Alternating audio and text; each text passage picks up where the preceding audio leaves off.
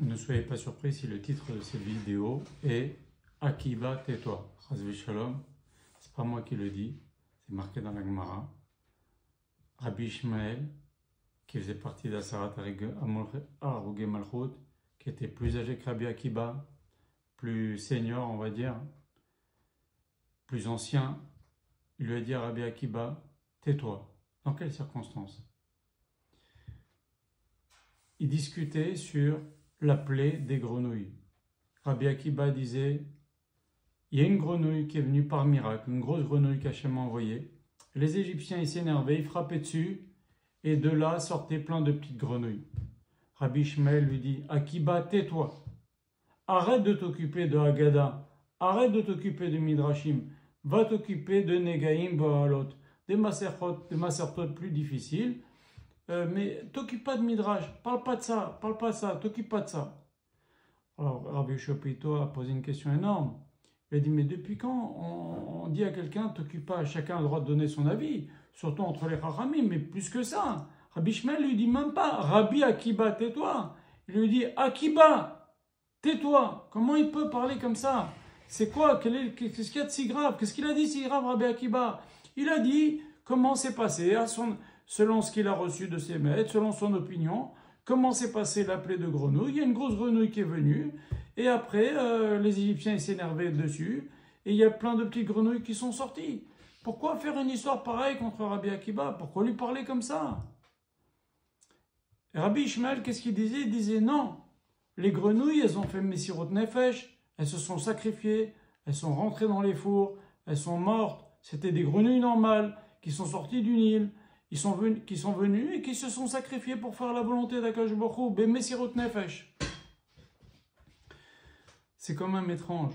Il y a une autre chose aussi qui est étrange, c'est que le Midrash nous dit que quand David HaMelech a écrit le Sefer Tehilim, 150 Tehilim, il était content. Il a croisé une grenouille. La grenouille lui dit, David, de quoi tu t'enorgueillis? De quoi tu es fier?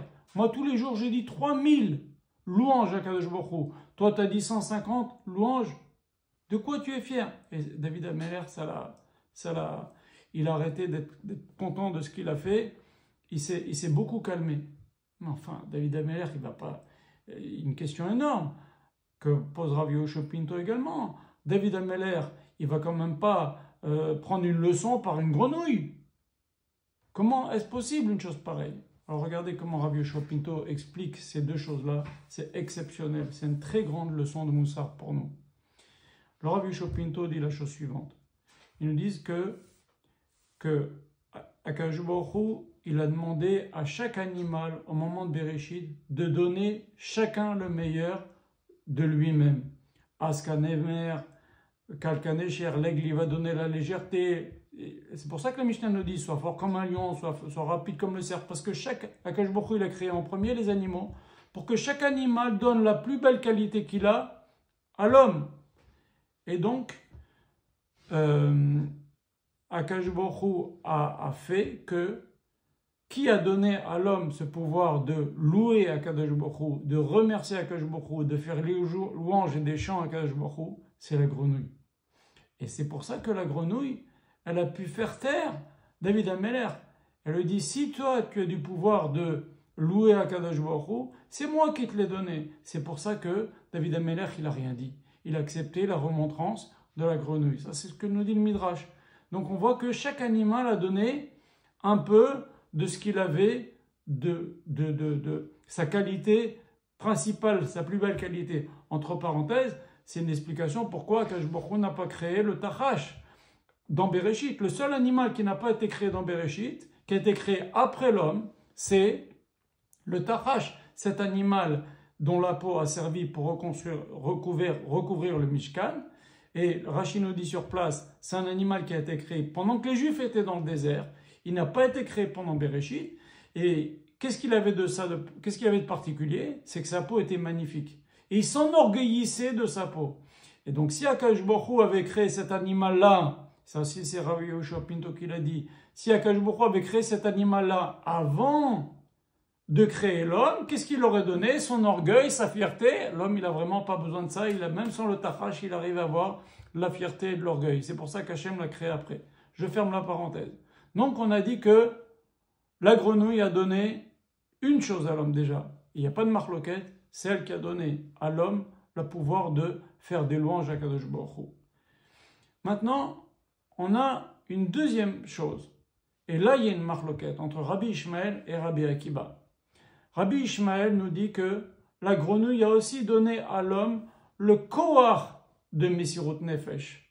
Comme on va le voir dans la plaie des grenouilles en Égypte. Elles vont aller se suicider pour faire la volonté d'Hachem, elles vont rentrer dans les fours. Elles vont se brûler, elles vont mourir. C'est quelque chose qu'Hachem a mis dans la nature. Et les grenouilles nous ont aussi donné à l'homme ce pouvoir de Messirut Nefesh. Donc ça, c'est quelque chose qu'Akadosh Baruch Hu a créé dans le monde et que l'homme a le pouvoir de faire Messirut Nefesh. C'est quelque chose que les animaux, la grenouille a offert à l'homme. Rabbi Akiba, il n'est pas d'accord avec Rabbi Ishmael. Il nous dit non, pas du tout. Quand on voit Rabbi Akiba, quand il a été tué le jour de Kippour, on lui a fait des souffrances terribles, il rigolait. Il a dit, ses élèves lui ont dit, Rav, te voir comme ça souffrir, ça nous fait mal. Rabbi Akiba, il leur dit, toute ma vie, j'ai attendu ce moment-là. Ça veut dire quoi? Ça veut dire que Rabbi Akiba pensait que la Messirut Nefesh, c'est quelque chose qui se travaille. D'ailleurs, on le travaille quand on dit Shema Israël, un homme, il doit penser, c'est pas une obligation, mais c'est bien de penser, quand on dit Echad, moi je suis prêt à mourir al Kiddush Hashem. C'est le Noam Elimelech qui dit ça. Et donc, Rabbi Akiba, il pensait que c'est pas du tout la grenouille qui a donné le corps de Messirut Nefesh. C'est à l'homme de travailler. Et c'est pour ça que Rabbi Ishmael, il s'est fâché. Pourquoi? Parce que Rabbi Ishmael, il s'est fâché contre Rabbi Akiba parce qu'il lui a dit, tais-toi Akiba, va étudier autre chose, te mêle pas de Midrash. C'est bizarre qu'on dise à Rabbi Akiba de ne pas se mêler. Rabbi Akiba, c'est le pilier de la Torah chez Baal Pé. Quand tous les rabbanim sont morts et ses 24 000 élèves, lui à 119 ans, il a recommencé à redonner vie à la Torah avec ses 5 élèves, voir le cours qu'on a donné sur Rabbi Akiba. Là, le pilier de la Torah chez Baal Pé, c'est Rabbi Akiba. D'ailleurs, comme on a déjà dit, Akadosh Baruch Hu voulait que, quand Moshe Rabbeinu a dit à Akadosh Baruch Hu, Akadosh Baruch Hu, Shelach nach, Be'at tishlach, envoie Rabbi Akiba. Pourquoi tu m'envoies moi? Envoie Rabbi Akiba. Rabbi Akiba, il est plus fort que moi. Donc, il y a à dire là-dessus. C'est pas en termes de névoie. C'est qu'à ce moment-là, Akadosh Baruch Hu avait expliqué des choses à Rabbi Akiba que Moshe n'avait pas encore appris. Et Hachem lui a fait voir ce qu'allait devenir Rabbi Akiba. Et donc, Rabbi Akiba, il dit, le corps de Messirut Nefesh, on ne l'a pas reçu en cadeau par les grenouilles. C'est à nous de travailler. Et Rabbi Ishmael, ça l'a beaucoup inquiété. Il a dit, mais tu te rends compte, tout le monde n'est pas au niveau. Akadosh Baruch Hu, il a donné ça dans l'homme de faire Messirut Nefesh. Pourquoi tu diminues ça? Pourquoi tu crois que tout le monde va être à ton niveau de pouvoir travailler et d'être capable de faire Messirut Nefesh jusqu'à la vraie Messirut Nefesh ultime, de pouvoir mourir en Kiddush Hashem?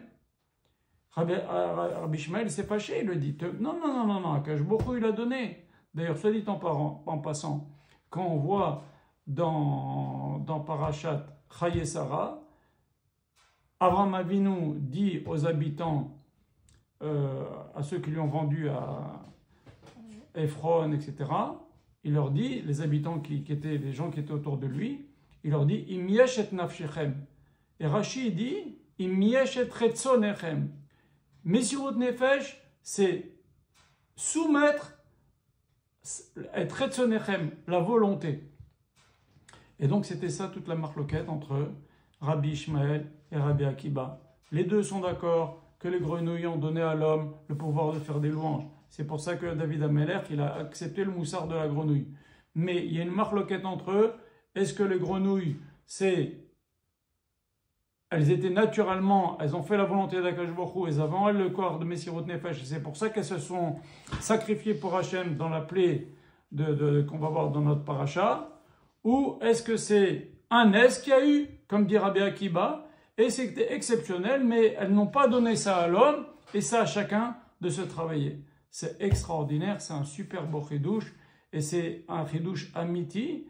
Ça nous apprend quoi? Ça nous apprend que, un, on doit être un ave, et deux, Akadosh Baruch Hu, il a donné à l'homme plein de kochot. Plein de kochot. Et vous savez ce que dit le Harizal dans la paracha de la semaine dernière, Rabbi Chaim Vital, il cite, il dit que comme Akadosh Baruch Hu a fait que chaque animal donne le meilleur de soi-même, de ce qu'ils avaient, chaque animal a donné une de ses qualités, ça fait que quand l'homme se conduit mal, tous les animaux prient pour que l'homme se ressaisisse.